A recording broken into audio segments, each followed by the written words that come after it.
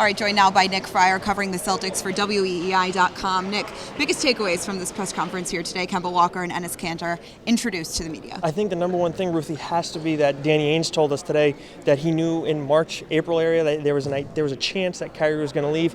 He's saying there's a chance, and I'm willing to bet that he knew Kyrie was gone at that point. And we were all speculating that was the case. We hear reports left and right that he was going to be gone.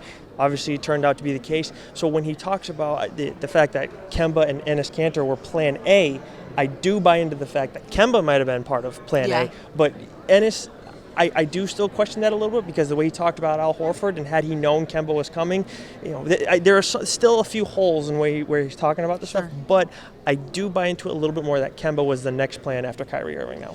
So Enes Kanter telling us that it wasn't Danny Ainge that called him to come to the Celtics. It was Kemba Walker who called him on Danny Ainge's phone, kind of already speaking to the change in dynamic of this Celtics group and their relationship and kind of the fun-loving team atmosphere that we've kind of been wanting to see for a while now. Yeah, and I think with Enes, we kind of got an idea of what he's going to be like, obviously on social media prior to, but also you see that he goes and takes number 11. And I saw the mock-ups. I was like, there's no way he's going to do it, but he did. And like he said, he doesn't want anybody else. He wants to be the reason no one else wears it, right? And there were a couple of Kyrie digs in this press conference. Oh, for sure.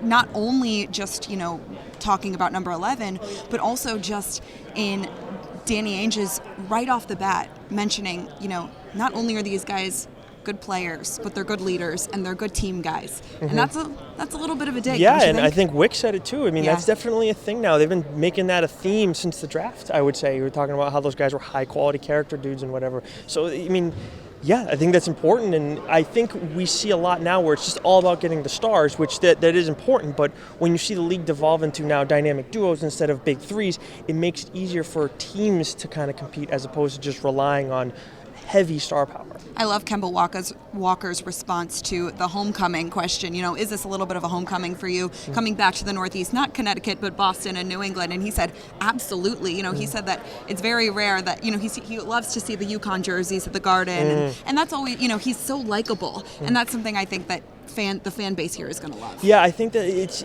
with the way guys are all going back to their home. Basically, you see Paul George going out to LA with Kawhi. Some of the other guys doing the same thing.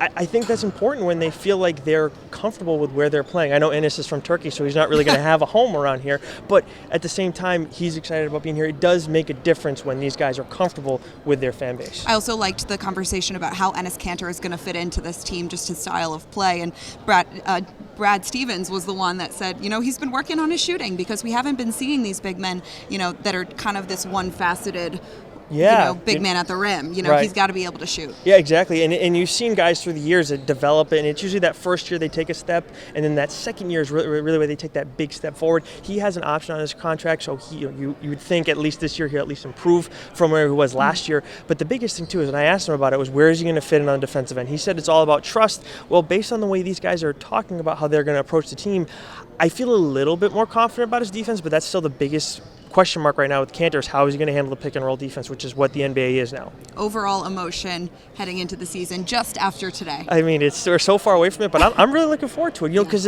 we're talking about these guys right now, but I'm looking forward to see what Jason Tatum is going to do, Jaylen Brown, and Gordon Hayward. I think Gordon's going to have a bounce back year, even from last year, where he was comeback player of the year by the Players Association. And then Jaylen Brown and Gordon Hayward, Jaylen Brown and Jason Tatum, I feel like are getting overlooked right now, where they were the team a couple years ago when Kyrie went down. It was no him, no Gordon. So it was like, I'm excited to see what those guys are going to do. I feel like the Celtics are what the odds makers have them at third now in the East. I think that's fair, but I wouldn't be surprised if they do better than that. Kemba saying he's already started to build relationships with guys like Jason Tatum, Jaylen Brown, and he said, I'm easy to get along with. So I think that's good news for this team. Look, it makes things simple when we're not talking about if the Earth's flat or what government means. I'm not saying that there's anybody that necessarily did that prior to, but I think when you just keep it simple. Love basketball. I'm not asking Kemba to go be dry, but I will say, if you keep it to basketball, sometimes your life's going to be a little bit easier. It's the way it goes with pretty much all the teams around here.